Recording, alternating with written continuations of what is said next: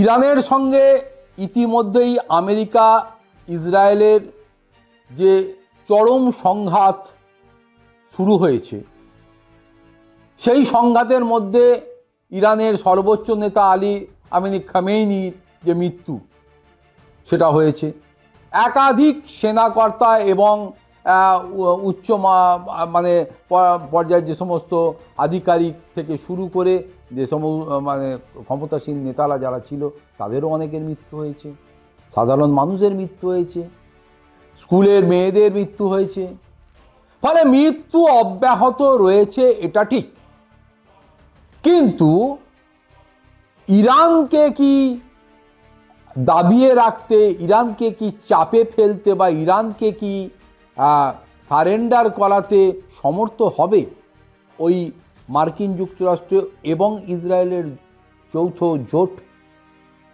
এটা নিয়ে কিন্তু প্রশ্ন উঠছে। তার কারণ ইরান তো ছেড়ে দেওয়ার পাত্র নয়। কারণ ইরান জানে মার্কিন যুক্তরাষ্ট্রকে যদি পাল্টা না দেওয়া যায় তাহলেও কিন্তু তাদের বিপদ থাকবে। তাই মার্কিন যুক্তরাষ্ট্রকে পাল্টা দিতে গেলে যা যা কিছু তার গহ্বরের মধ্যে প্রস্তুত রাখা উচিত তা কিন্তু ইরান প্রস্তুত রেখেছে বলেই কিন্তু বড় আপডেট উঠে এসেছে। এমন আপডেট উঠে এসেছে যে আত্মঘাতী ওয়ান ওয়ে অ্যাটাকে নাকি ইরান সিদ্ধহস্ত।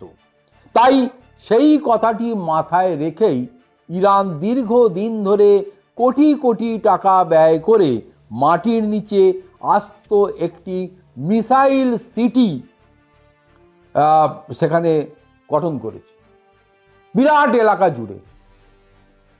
শুধু তাই নয়, বলা যেতে পারে এই মিডল ইস্টে ইরান যথেষ্ট সামরিক শক্তিশালী একটি দেশ। এবং সব থেকে বড় কথা, ইরানের হাতে এই মুহূর্তে যে মিসাইল বা যে টেকনোলজি বা যে সমস্ত আর্মস অ্যান্ড অ্যামিউনিশন রয়েছে তার যথেষ্ট বৈচিত্র্যপূর্ণ। যারা ডিফেন্স এক্সপার্ট তারা কিন্তু প্রতিদিন এই কথাটা বলে আসছে। অতএব কথাটা উড়িয়ে দেবার নয়, কারণ এত ধরনের মিসাইল, এত ধরনের প্রযুক্তি সম্পন্ন মিসাইল এবং এক একটি এক এক রকমের ভ্যারিয়েন্ট, ফলে ইরানকে কার্যত কায়দা করতে গেলে মার্কিন যুক্তরাষ্ট্রের যে দাঁত অনেকগুলোই ভাঙবে বা উবড়ে যাবে সেটা কিন্তু বলাই যায়। প্রথমে আমেরিকা অ্যাডভান্টেজ অবস্থায় থাকলেও লং টাইম যুদ্ধের প্রস্তুতি নিয়েছে ইরান। অতএব সময় যত গড়াবে তত নতুন নতুন ভ্যারিয়েন্ট সামনে আসবে, আর সেগুলোকে সামাল দিতে হবে আমেরিকাকে। না হলে তারও যে কোমর ভাঙতে পারে, পায়রা ভাঙতে পারে, সেটার কথা তাকে মাথায় রাখতে হবে।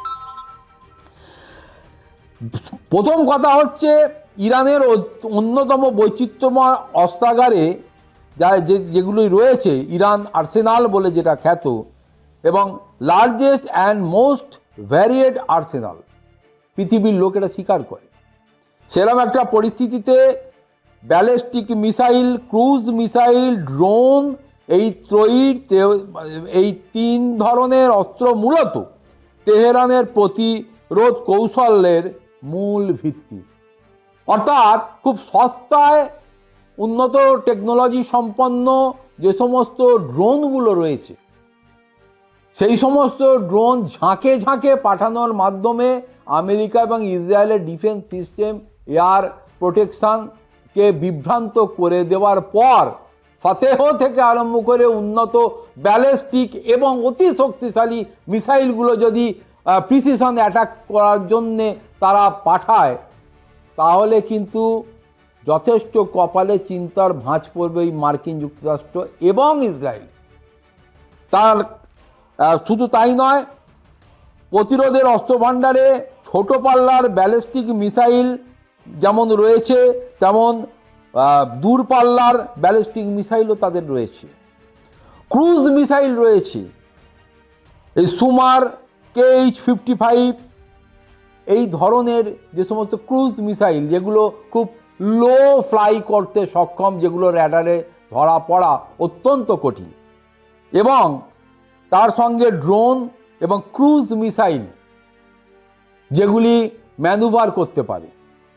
পাশাপাশি আন্ডারগ্রাউন্ড মিসাইল সিটিতে আরও কী ধরনের নতুন নতুন প্রযুক্তি সম্পন্ন এই ধরনের অতি উন্নত মানের প্রযুক্তির মাধ্যমে নির্মাণ করা ধ্বংস ক্ষমতা, বড় সড়ো ধ্বংস করতে পারে এই রকম মিসাইল যে রয়েছে, সেটাও কিন্তু পুরোটা পৃথিবীর মানুষ জানে না। তাই 2020 সালে ইরান মাটির নিচ থেকে ব্যালিস্টিক মিসাইল উৎক্ষেপণ করে তারা ক্ষমতা সেই সময় প্রদর্শন করে। 2020 সাল, আজ 2026। সামরিক পরিকল্পনাবিদদের মতে ইরানের এই সুরক্ষিত পরিকাঠামোর কারণে একটিমাত্র হামলায় তাদের মিসাইল ক্ষমতা বা সক্ষমতা ধ্বংস করা প্রায় অসম্ভব। সে আমেরিকাই হোক, ইসরায়েলি হোক, আর যেই হোক। হাইপারসনিক মিসাইলও 2023 সালের প্রথম ইরান তাদের নিজস্ব প্রযুক্তিতে তৈরি করেছিল।